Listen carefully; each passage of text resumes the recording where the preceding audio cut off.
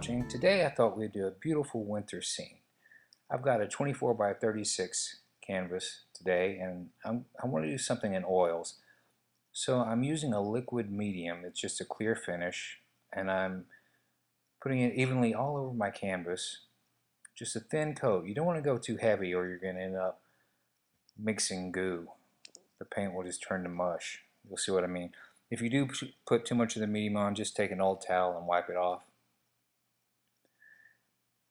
And on my palette I've mixed cadmium red with bright yellow, looking for a bright orange color because we're starting with the sunset in the background, and I want to brighten that up, so I'm adding a little more red to the mix, and it'll just mix right on your canvas. Using this clear medium will allow us to work wet on wet.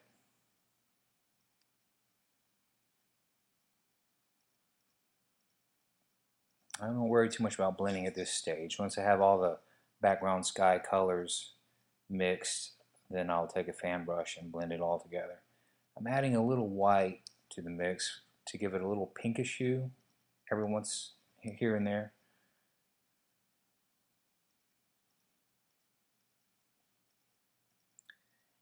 And I want to put some clouds in here, and this is just blue and alizarin crimson mixed together with way more blue than crimson because I want it to be kind of a dark lavender. And I'll put in some yellow here in the sky, and up top too, just put in some clouds. I'm just using my little flat brush to do all this.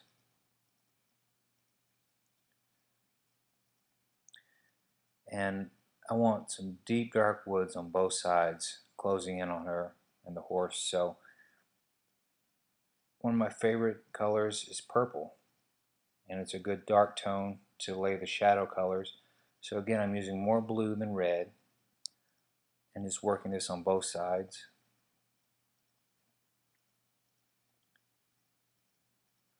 And using that same dark purple color, I just scribble in what will be the base shadows of the snow. We'll go back later and paint right over that with white, and you'll see how beautifully it blends together. I love these winter scenes, and winter scenes don't have to be cold. You can make them warm. It's good for the soul.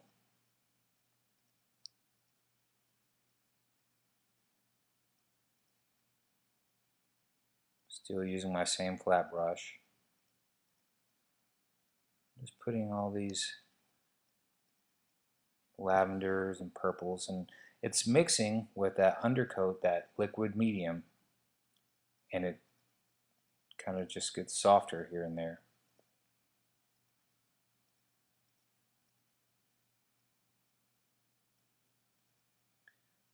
Now here in the background, I'm going to put in some old trees. These trees have lost their leaves for this season. I'm using a much smaller brush for this, and a liner brush to put in some branches and little twiggies.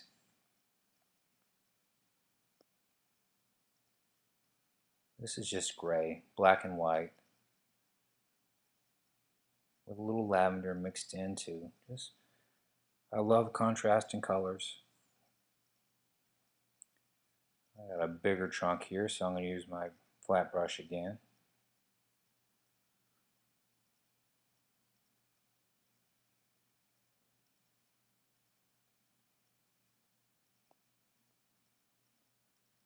Alright, and here I'm going to add some trees to these woods. Again, this is just a mixture of gray and lavender. It makes the lavender and gray together make a nice brown color, a lavender brownish. Is that a word, lavender brownish? I use my liner brush. I'm dabbing in some snow that blown up on these trunks, and adding some starting to add details to the trees here. Just dabbing in some leaves back here on these old tall trees. And what I'm doing now, this is just white on my brush, pure white. But what happens, it automatically blends with the dark colors underneath, and the tones darken. It comes off gray.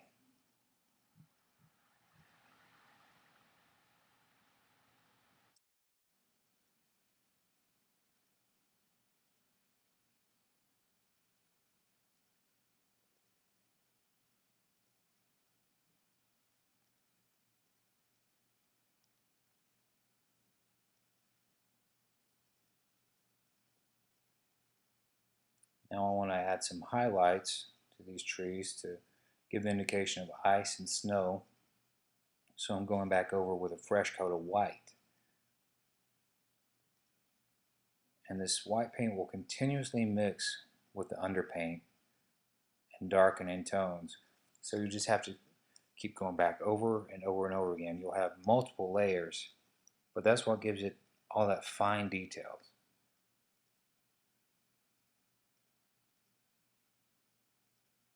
I'm going even brighter here.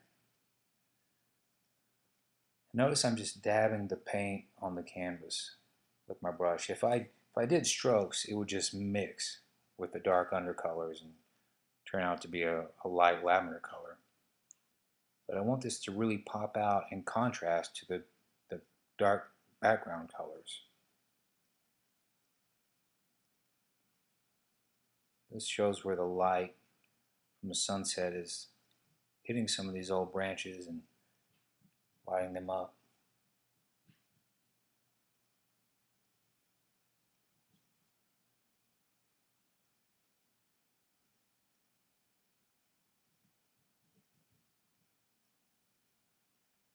This takes a little patience, but it's really worth it in the end.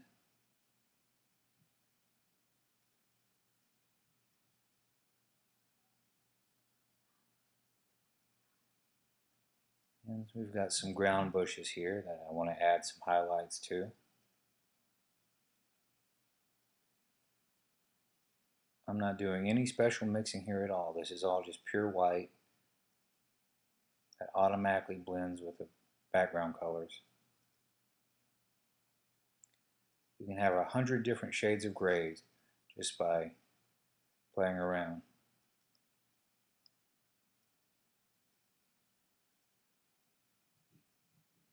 And with my liner brush and using a lot of paint thinner, I'm putting in some straggly little branches here and there.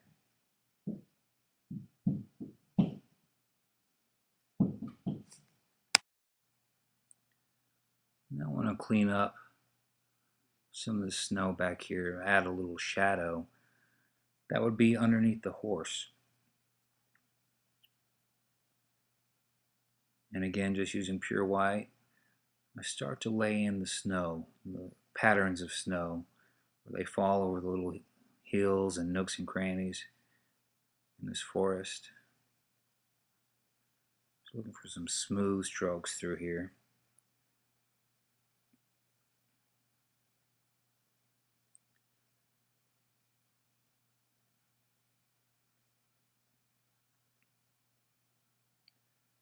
And we'll go underneath this horse's belly and add pure white to the snow back there.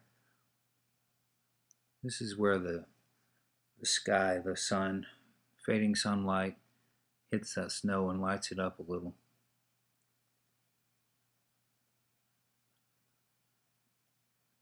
And I'm just pulling that color, just pulling it down, and it blends automatically.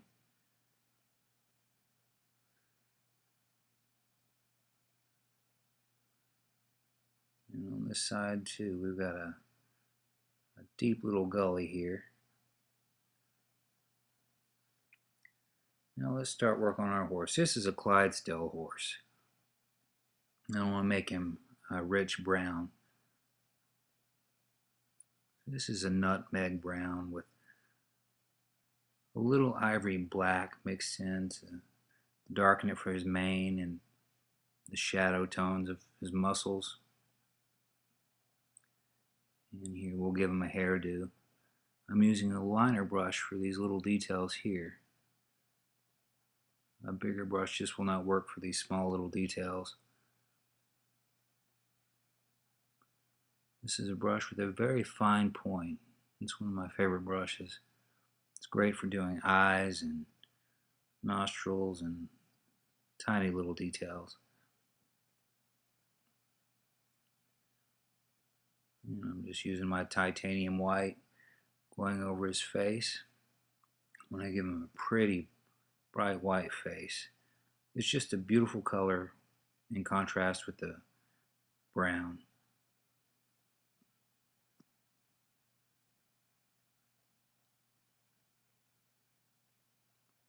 I'll do the same to his feet. I think these horses are so beautiful, and I love how the white looks on the white snow. I think some of the most beautiful paintings out there are snow paintings with white on white. Just something very refreshing and cleansing about snow.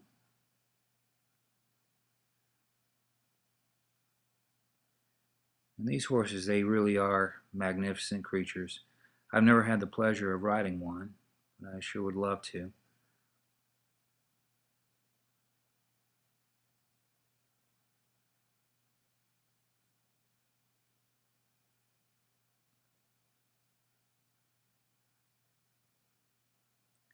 And because we have shadows in the snow, that lavender color underneath there, this white really stands out against it.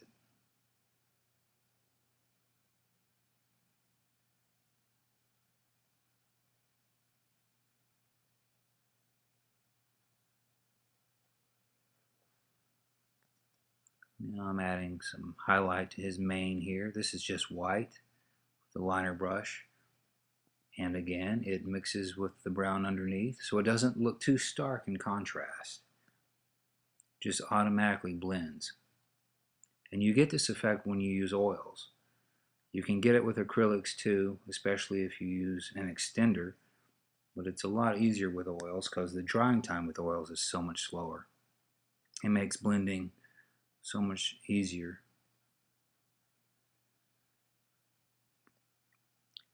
Now I want to add some highlights here to the horse's back and neck. So this is just white with a little red mixed in, and I'm dabbing it in gently. My paint brush is not loaded by any means with paint. I'm just dabbing it in very gently because I know it's going to mix with that dark brown underneath. And notice I'm just dabbing my brush, just lightly scribbling it back and forth. No big long strokes. Doing this will give the illusion of tone to the horse. You can see the muscle tone in his neck and shoulders just start to come out.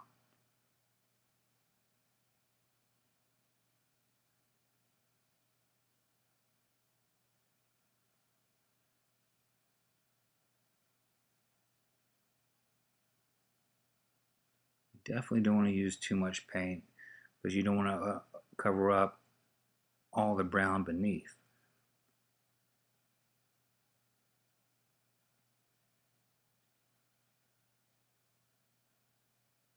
Do a little under his neck here.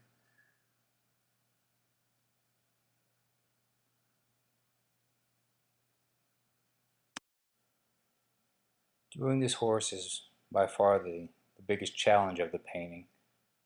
Especially I want to take my time and get the muscle tones just right. It takes some patience. But if you enjoy painting, then you'll find that you're willing to take your time with it and make it look nice. I'm just darkening up my shadow areas here. Just adding a little bit more ivory black to the mix. Nothing real strong. And I use the same dabbing technique. Just dabbing the canvas. And those shadows appear automatically.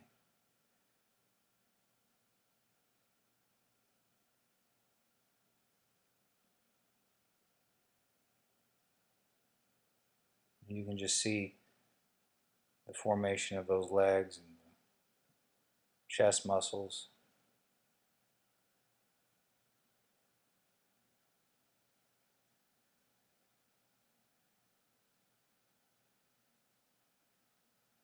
This is a lot of fun.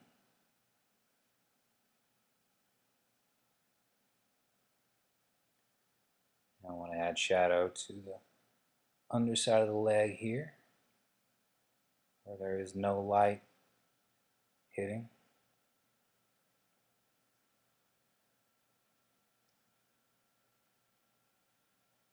Got a little brown in my snow. Bob Ross used to say the only thing worse than yellow snow is brown snow. But that's fairly easy to clean up, just using a finger or an old Kleenex or a little towel. Worst comes to worst, you can always just paint right over it. And clean up these legs, give them a little tone too. This is just a mixture of gray. When I say gray, I mix ivory black and white. And obviously the more white you add, the lighter the gray. The more black you add, the darker the gray.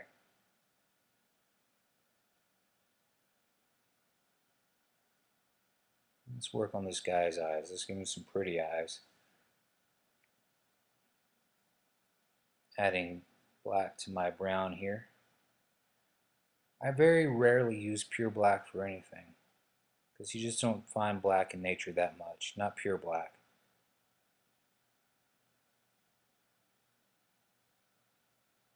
This is definitely a part where you'll want to find a good liner brush with a fine tip. And this takes a steady hand, I'll tell you. This really is just a dark gray. It looks black on video, but it's just a dark gray for his nostril.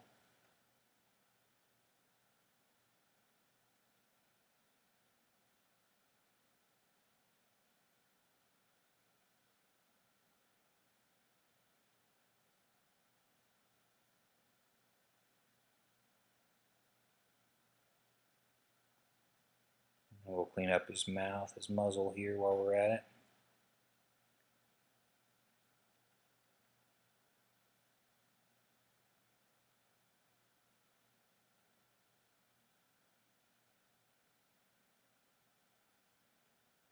Now let's put some highlights on these eyes. We'll give him a dot of titanium white right there. Just give him a little sparkle in that eye. And underneath too.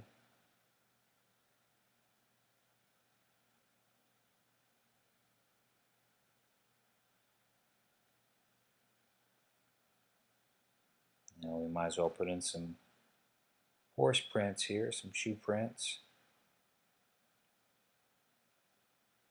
Just gray. Look for anything dark, just indication of pathway that he's been walking.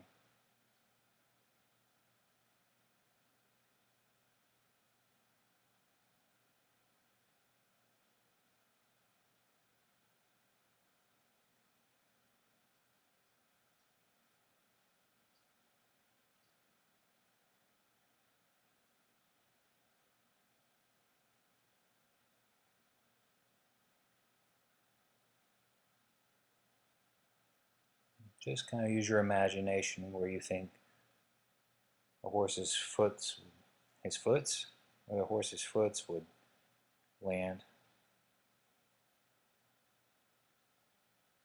You can tell I'm from East Texas, huh?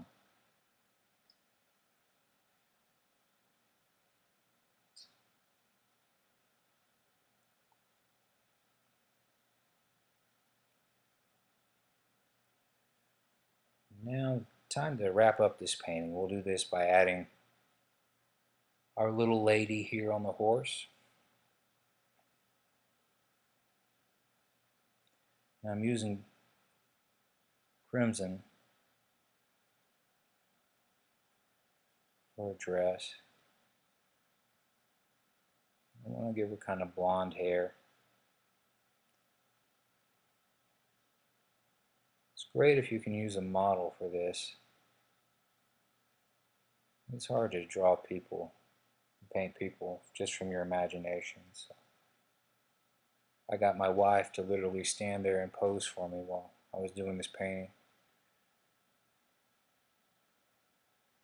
She's pretty sweet for helping me. My studio's in-home, so I do all my paintings for galleries and illustrations for books. I work from home. It's a lot of fun to set up my easel right here in the living room. I get the best light coming from the windows here, and I can play with my little toddler. He's almost 2 years old, and he's into everything. The cat's running around here, and my wife's here to keep us all in line.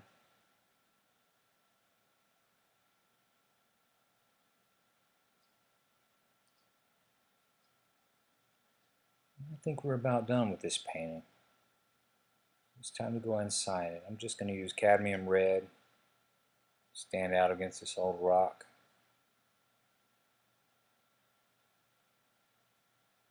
Sign it B.W. Simpson.